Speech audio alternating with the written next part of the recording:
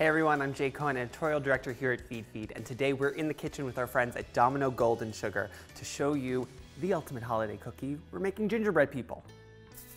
Domino Golden Sugar, it's kind of one of my current obsessions in the kitchen. Obviously, everyone knows the brand from their granulated sugar, confectioner sugar, brown sugar, but golden sugar is a less processed version of granulated. You can use it one-to-one in baking, and it adds just a hint of molasses flavor, which I really love. So we're going to use it to make gingerbread people. So obviously, we have our golden sugar, but we're also going to be using molasses, butter, brown sugar, an egg. We got ginger, cinnamon, clove, and then flour, leavening agents, a little bit of salt. First things first, I have 4 cups of flour here. I'm just gonna get all of our dry ingredients ready so that when we have our mixture going for the cookie dough, I can just dump it in and not worry about it. The most important seasoning in gingerbread cookies isn't cinnamon, it's ginger. You think about the spice and the kick and all of the really pungent flavor you get out of these cookies. You need a lot of ground ginger, so I'm using a full tablespoon. Then we're gonna do 2 teaspoons of ground cinnamon, a 1/4 teaspoon of ground cloves. Cloves are super intense, so I only need a little. 1 teaspoon of salt. Anytime you have a cookie, if there's not at least a teaspoon of salt in the recipe, if not more, it's not enough. And then our leaveners, we have 1 teaspoon of baking powder and a 1/2 teaspoon of baking soda. Just gonna whisk this together. Helps make sure it all gets distributed evenly throughout the cookie dough.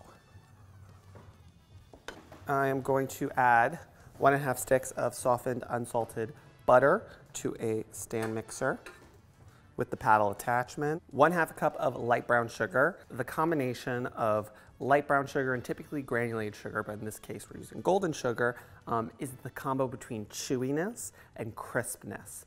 The granulated sugar, or in this case, golden sugar, adds that perfect crisp bite to a cookie, and then the brown sugar and the molasses that we're gonna throw in is what gives that really chewy, delicious, warm spice feel. Always spray your measuring cup with non-stick cooking spray. It is the key to getting every bit of molasses out easily.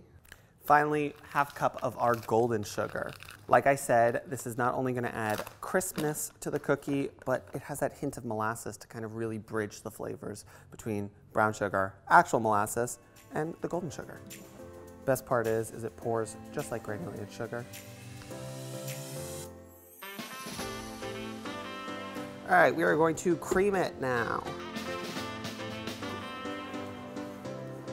Just getting this going on a low to medium speed until it is light and fluffy and all that sugar and butter are incorporated.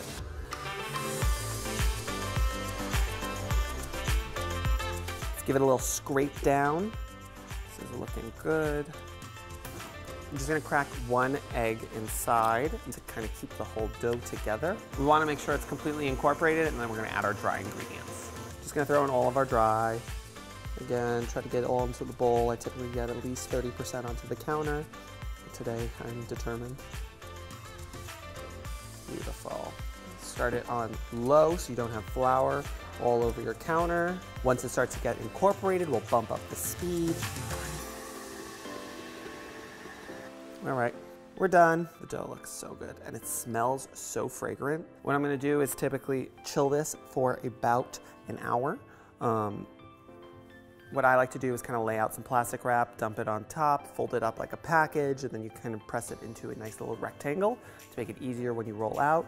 That being said, you can also just keep this in a bowl and pop it in the fridge. You can do anything you want. Now we're gonna make some royal icing. This is a super classic way to decorate cookies. It's a mixture of sugar and egg whites. Today we are going to use golden sugar.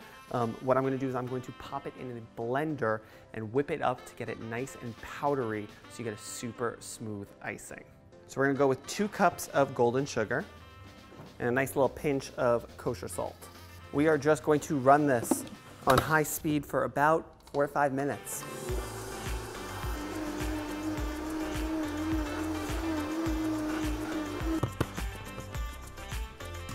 Come take a look. You see how much finer that is? Perfect consistency. To this, I'm just gonna add in 2 egg whites and keep blending until you got royal icing.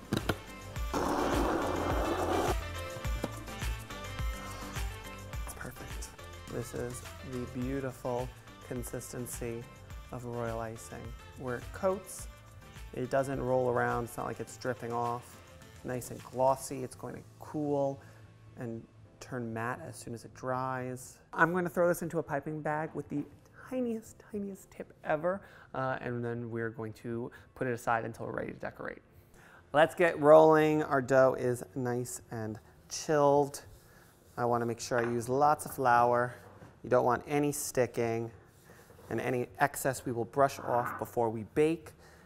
I'm just going to roll this out until it is 1/4 inch thick.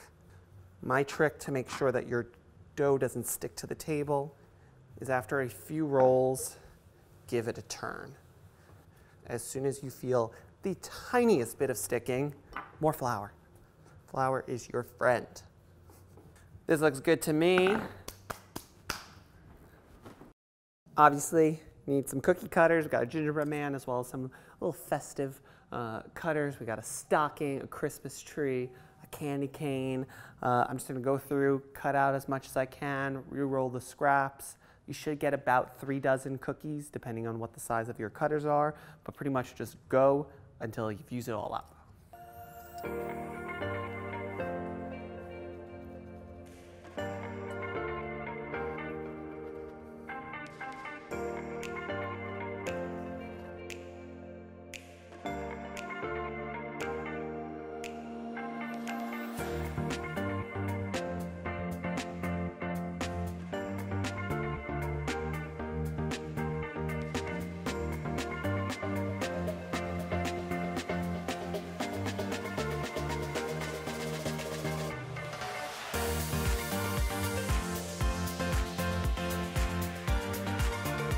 So our first round of cookies are done. I'm gonna keep re-rolling and cutting. We're gonna have so many cookies to give away as presents or just have a huge party.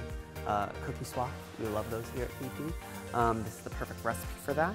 For your gingerbread people versus your little accoutrements, you obviously are gonna have to bake them at different times. These are much bigger.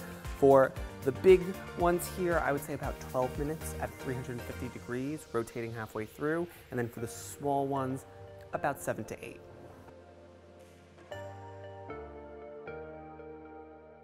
Our cookies are cooled and now we just have to decorate them. I put our royal icing in a little piping bag. When I told you, as small as possible, this is the size I'm talking about, really like a pinhole. This is how you're gonna get a nice, clean line. Let's get piping.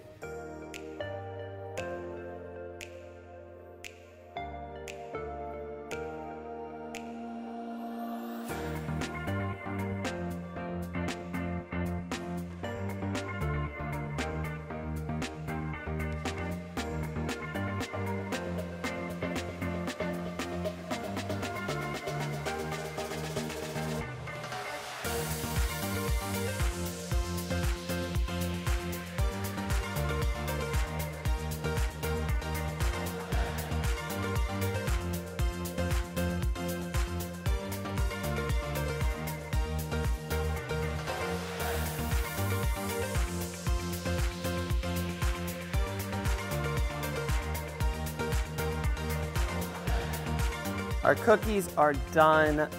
They're so gorgeous. I mean, the holiday season like screams cookies, and gingerbread people are like at the top of the ladder in terms of my favorite cookies for the holidays. As you can see, the icing, it dried and it creates that beautiful matte sheen. It's perfect. It's perfect. A little boot for our gingerbread person. All right, one last thing to do. I guess we should give it a try. Going for the head.